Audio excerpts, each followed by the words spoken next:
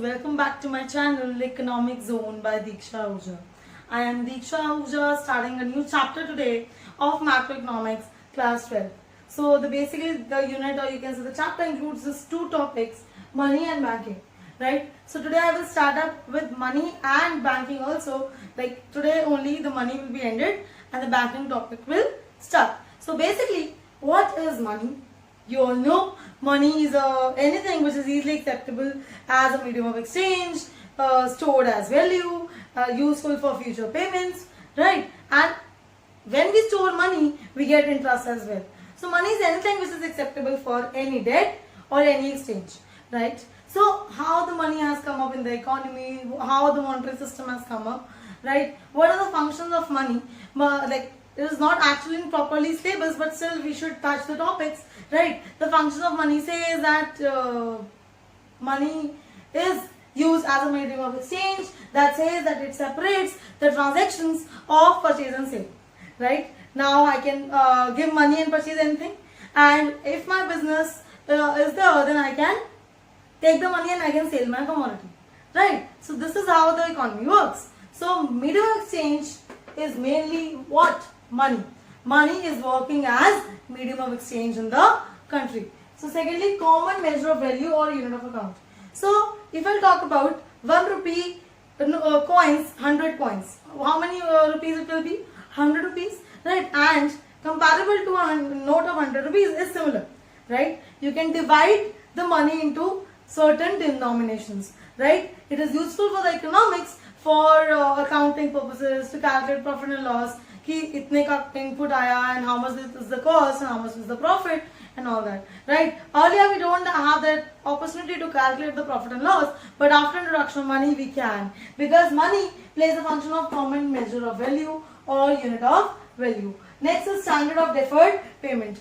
Money can be paid in future and also gives interest if paid in future. Let's say there's one your friend, you give her money, right? You give 1 lakh rupees to her at the interest rate of 1%, right? After 1 year, she'll be giving you 1,000 plus 1 lakh as the principal amount plus the interest, right? So when you gave money, it came as something extra, right? So 1 lakh, 1,000 with interest also it came. So money also works for the future payments, and you should know money do not reduce its value while storage, right? When you save money in the lockers, it do not reduces, it do not depreciates. On the other hand, before the introduction of money, there was barter system. You all know the direct exchange of goods and services, right? So barter system used to happen when we are having two persons, right? One person wants shoes and have wheat, the other person wants wheat and have shoes. So these two persons will search each other and do the barter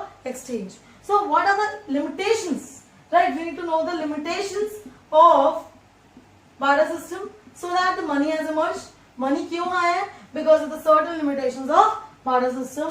There is a lack of common measure of value, right? We can't say that 4 kg wheat should be given for 1 pair of shoes, or 3 kg wheat should be given. Like, we don't know the comparability that how much should be given to purchase 1 pair of shoes. So lack of double coincidence of wants. We are not able to search a person that wants what we have and that have what we want, right? These two things cannot always be possible. You need to sacrifice sometimes. So there's a lack of double coincidence of wants कि दूसरे को भी उस वही जरूरत हो जो तुम्हें तुम्हारे पास है, ऐसा नहीं हो सकता, right? Lack of standard of deferred payments. Future payments के लिए वो काम नहीं आ सकता. Let's say earlier elaichi used to be camender, right? Used to be a kind of money at some point of time, right? So at that point of time, can you give it for future purpose? No, because the food item, the perishable products depreciates with time. So next is lack of store value. Again, I'm saying storing the perishable product is not useful. It do not increase with storage. Actually, it deteriorates itself. It depreciates itself. So barter system was not at all a good process. So thereby there was introduction of money in the economy, right? So next, here comes the initiation of the chapter that says money supply.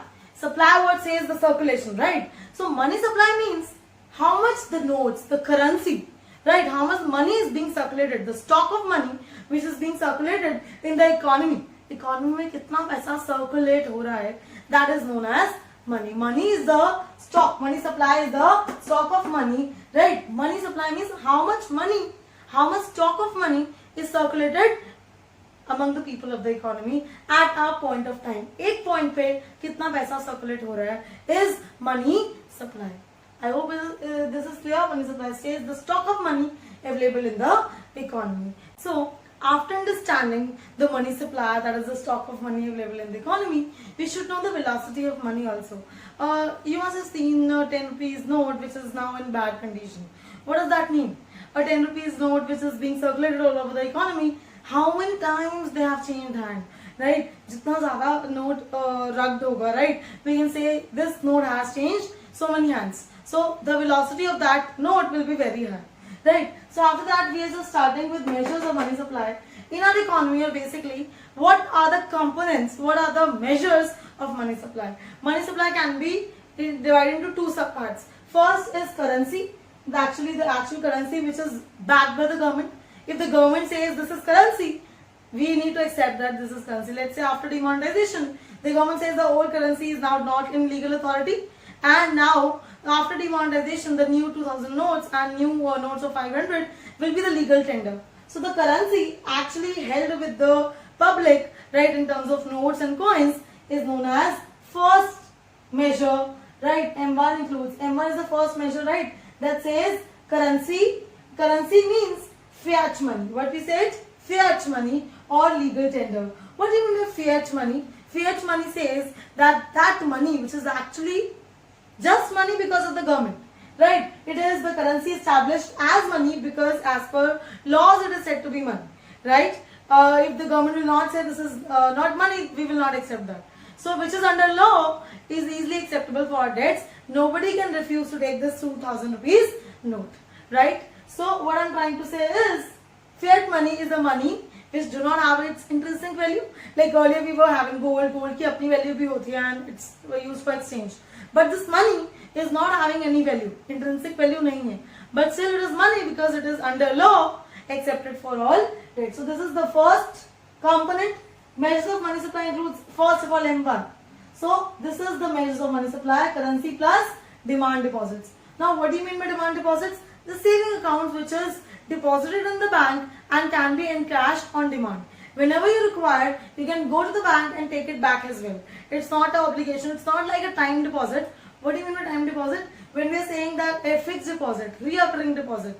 Fixed deposit means if you are fixing, let's say 5 lakh rupees in a bank for 5 years, you cannot withdraw on demand. So that is not included in this. Only the demand deposits, that is checkable deposits, right? Checkable deposits, or you can say demand deposits that can be encashed on demand is the part of money supply. So what are the two measures of money supply? First, basically what are the two components of money supply? Currency, that is fiat money decided by the government, and second is demand deposit that can be encashed on demand. There are so many other measures also, the near money, जो actual money नहीं है, but still हम उसको like liquid ही नहीं है इतना, right? They are not liquid enough, but still we can say they are near money. So M2 includes M1 plus post office saving deposits and all, right? Post office में जो saving accounts है. M3 includes M1 plus time deposit, as I said, recurring deposit, fixed deposit of commercial banks, right? Similarly, we can say M4 includes M3 plus some other near monies, right? This is not actually the part, but still you should remember this is very important. In 1 mark also, right? In 3 marks also, what are the components of money supply? Money supply का components कौन से हैं? This is M1 only. First measure, M1, currency plus demand deposit is the components of money supply. So now, this is it for money. Now we are coming to commercial banks. You know what are commercial banks? These are the institutions who accept deposits from the public, right? And then advances loan. The question arises that how commercial bank earn money? Because there's a difference between the borrowing interest rate and the deposit interest rate. The difference is earned by commercial bank. So what are the functions of commercial bank? They first of all accept deposits from the public, right? Whenever some public will go to the bank and deposit their money and give their deposit interest rate, that is known as accepting deposit. Then giving loans. The banks, commercial banks uses that money to give loans. Now the question arises, do the bank give all the deposit as loan or they keep something with themselves? Definitely they keep something with themselves, that is known as legal reserve ratio, right? What they keep with themselves? They give loans a certain proportion and keep some proportion with themselves. Why they keep some proportion with themselves? Because in some case of emergency, that one person come to bank, I want to withdraw, because these are demand deposits, right? I want to withdraw my amount from the bank.